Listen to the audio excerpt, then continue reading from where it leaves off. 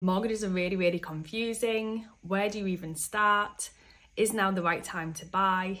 These are some of the things that might be in your mind, and you're not alone. In this video, I'm going to walk you through the steps which are going to get you so much more comfortable with buying your first home. And by the end of this video, you're going to have a really good idea of how much deposit you need, how to get going with your savings, what lenders are actually looking for when they're looking at mortgages, and just generally get you feeling really, really comfortable with the process from start to finish. So my name is Amanda. I'm a mortgage broker with over 17 years of experience. Why did I just say that? I hate it when people say, oh, I've got this much experience. I've literally just given myself the ick. Anyway, you know what I mean. I've helped over 400 first-time buyers that have put their trust in me to support and guide them through the process. And it can be an absolutely mental process. So I'm glad that you're here. So what do you actually need to buy a house? First, let's talk about the deposit. So the absolute minimum deposit that you need to be able to buy a house will depend upon your specific circumstances, your credit score, your earnings, and how you manage your finances. But the minimum deposit in the UK for a standard purchase is 5% of the purchase price. So a lender might say to you, well, actually, we think you're a little bit of a high risk, so we want 10% or we want 15%. But 5% is the first goal, a good place to start.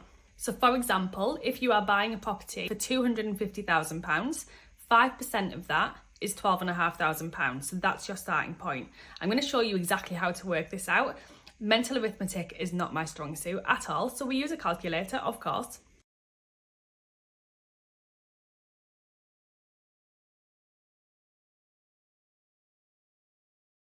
So other things to consider when buying a house from a what money do you need in the pot point of view. So let's assume you've got your deposit saved. What else do we need to look at and take account of? So stamp duty. Now, stamp duty may or may not be applicable depending on when you buy and how much you're actually buying for.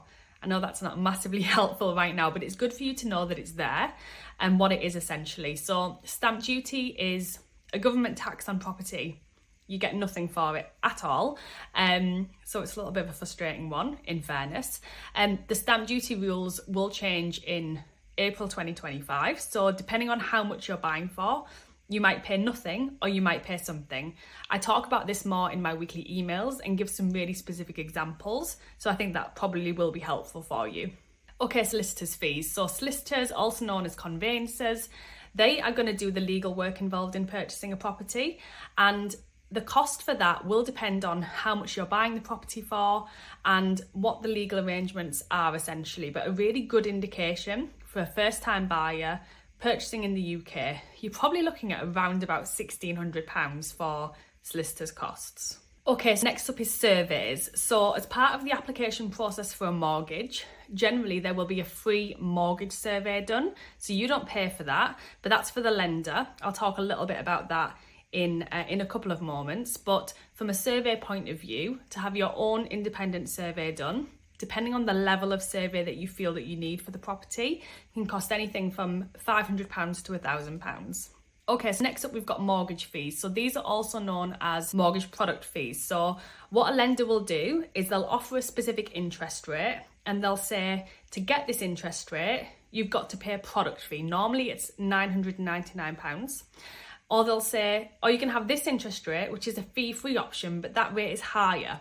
Now, it's our job to work out what's the most cost-efficient option for you. And then you have your broker fees. So a broker can cost anything from £400 to £800, depending on the locality, the area that you're in, and their specialisms, essentially. I feel like all of those other fees make us brokers come across really, really cheap, to be fair. So yes. So with all of that in mind, you have your deposit. Really, you're looking at an extra 4 to 5k on top of that are going to be needed for the fees. Now, the good news is all of these fees aren't needed at the same time. Once you start the house buying process, you generally have a couple of months where people are asking for money at different times, but a lot of this is payable on completion, on the day you get your keys. So you always have a couple of paydays at least to be able to top up those savings if you need to. Okay, so let's talk saving for a deposit. There's just no magic wand with this one. It's a bit of a tough cookie, isn't it? You know, some will have gifts from their parents, from family. nearly all lenders will accept a gifted deposit, but for some people, they only have the option to be able to save every month to be able to build their own deposit. Now, I would recommend opening a lifetime ISA. So this is a tax-free savings account that you can put up to £4,000 per year in to go towards the purchase of a property. Now, a couple of things with that is you can put up to £4,000 per year in it, and the government will give you a 25% bonus on top of that. So up to £1,000 per year of free money, which is amazing. You do have to have that open for a period of 12 months before you can actually use it towards purchasing a property. So that's just something to bear in mind. But it's a really, really positive way to start your saving for a deposit journey. Okay, so how do mortgages work? Here's a little fun fact. So the term mortgage actually comes from the French meaning of death loan. Because people just used to die before they could even pay the mortgages off back in the day. Cheery, I know. I literally learned that when I first qualified as a mortgage broker, and it's just always stuck with me. Yeah, don't even know why I said that. Anyway, let's move on.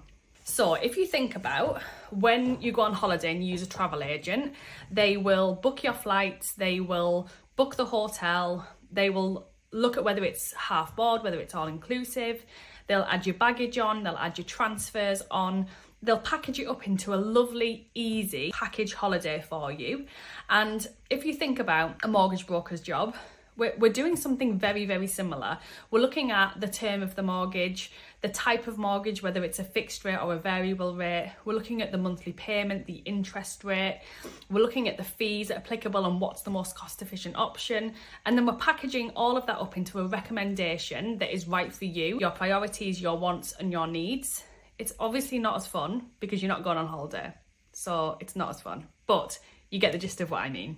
So what a lender's actually looking at, they're looking at your income, how much you earn, your borrowing, if you have loans, credit cards, hire purchase, if you pay for child maintenance. They're looking at if you have children, because kids are expensive. They're looking at your outgoings, things that you spend money on a regular basis, and they're looking at your credit file. These are all things that the lender will look at during a mortgage application. Now, a really simplistic way to work out how much you could potentially borrow would be that lenders generally will look to go up to 4 to 4.5 times your basic annual salary. Now, if you have loans, credit cards, hire purchase, that borrowing does reduce because that gets taken into account. But to give you a really quick fire, wonder what I could potentially get to. Example, if you earn £30,000, you could potentially borrow up to 120 to 135 in terms of a mortgage borrowing capacity. Okay, so what is the process that you're going to go through from start to finish? So the first thing, talk to a broker. I know you're thinking, God, yeah, she would say that. But honestly, don't be doom scrolling on Rightmove with no upper limit, looking at all the properties thinking, oh, I wonder if I can afford that.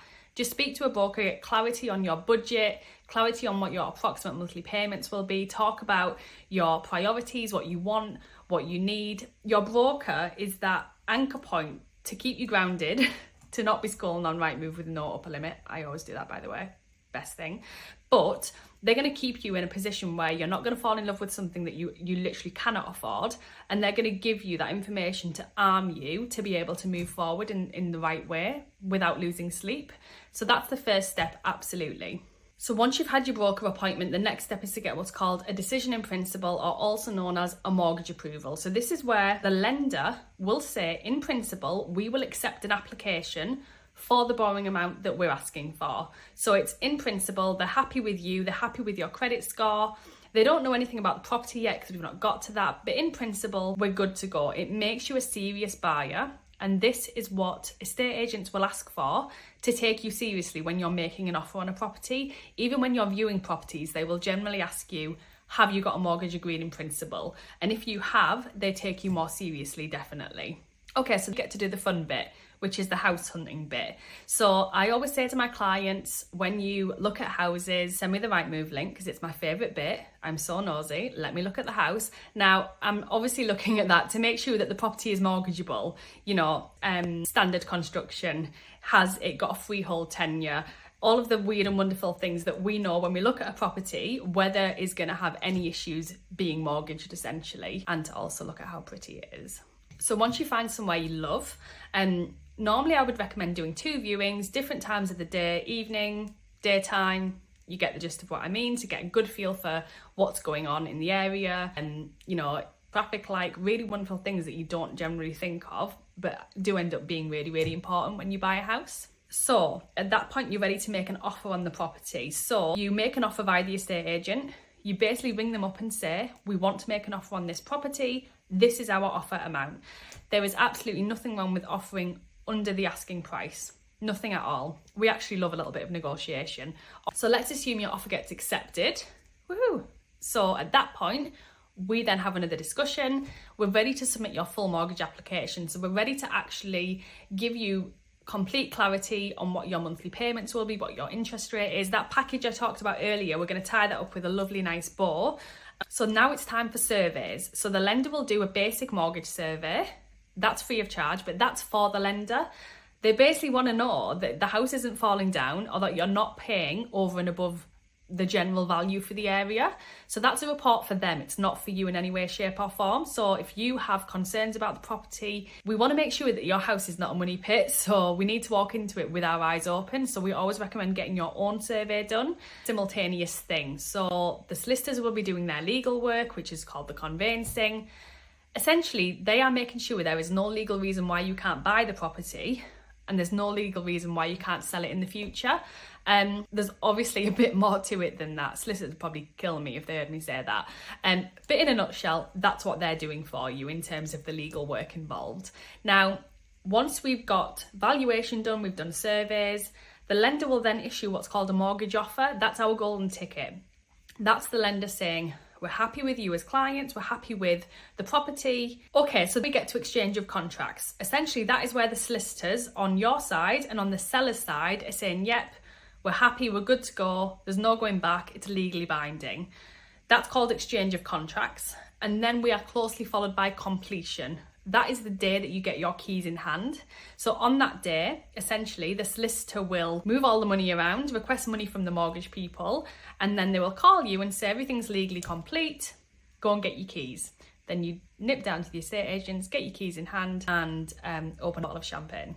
Now, I know that that sounds like a lot, and it is a lot, but that is why you have an expert to guide you through and support you through the process. Now, if this guide has helped you, then happy days. My mission in life is complete. Now, I do share all of my musings that go on in my mind in my emails, so keep an eye out for that. And if anybody does have any burning questions on anything that I've talked about, or just anything generally with regards to what we do, then feel free to inbox me. My socials are always completely open, and I wish you the best of luck with everything.